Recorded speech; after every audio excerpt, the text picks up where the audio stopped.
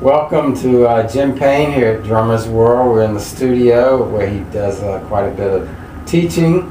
We're in, I guess, the end of September 2009, going into an active fall teaching season for Jim. And Jim, I'm just curious, how many years have you been teaching actually privately? Oh boy, I guess probably about 30 years, something like that.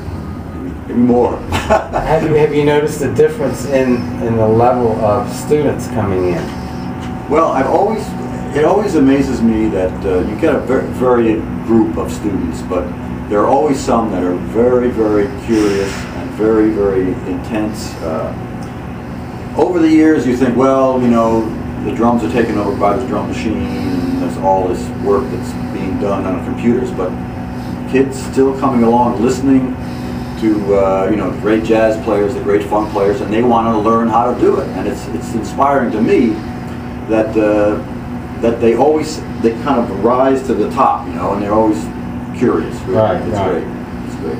And do you get, for example, a number of jazz players or just basic swing players who come to you and say, I'm having a difficult time playing funk or just eighth note playing? What do you recommend to them, just out of curiosity? Well, it's really a basic difference in terms of funk and jazz. You know, in your jazz, you've got your ride cymbal is really driving the band with, you know, feathering of the bass drum or whatever. In funk, it's the bass drum and the snare drum that's rooting the whole musical piece. And you have to, jazz players aren't used to that, and they don't want to play a groove that's like a 2-bar groove. They want to kind of float over the top of it more. So you have to get that concept together, and that the time feel is within those 2 bars. And then it's just a matter of listening, you know, listening to the great funk players, to the guys that play with James Brown, to Bernard Purdie and Dave Garibaldi, and you know, step by step kind of going through the technique that you need. But usually a jazz player, you know, once they get the concept down, they progress very rapidly. Is there some kind of consistent problem that you have encountered with students who you take on a student, for example, and he cannot quite understand the exercise you give him or understand the structure of what you're talking about? Is this something you've encountered? Yeah, well, there's a couple of ways to go with that. One is the structure of the music is very, very important, and people read magazines or they look at beats and they try to figure out how to play this beat and how to play that beat. And you have to get your technique together, but you have to apply those beats to music.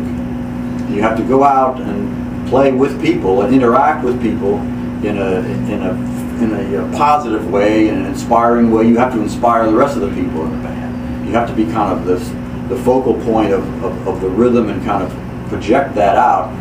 And it's not about thinking about, well, here's that beat that I learned last week, I think it was number 13A. You know, it's nothing about that. It's about what does the music require, what's the feel, what's the groove, and can I put the technique into the music. That's one of the things that I stress, and it's an important one, and a lot of people don't get that. They want the flash, you know, they want the flash. They don't get the fact that we're talking about music, we're talking about, you know, experience and kind of trying to get a really nice, comfortable groove happening. That's great. Is there anything else that you would like to, you know, pass along to, say, students or you know, people who have been interested in playing drums for a while and haven't quite started, but have this interest, like, yeah, I want to play like Purdie or you know, Steve Gadd, for example, or whoever their favorite drummer is?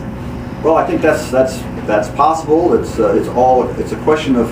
really a question of your determination. You know, you decide to do something, and it's not just you decide to do it one day and the next day you're going to do something else. You know, if you want to learn something, whether it's the drums or whether it's mathematics or whatever it is, you got to be in there for the long run, and you've got to be satisfied with a little progress each day, and then in a week and 2 weeks and a year and 2 years you'll get to your goals.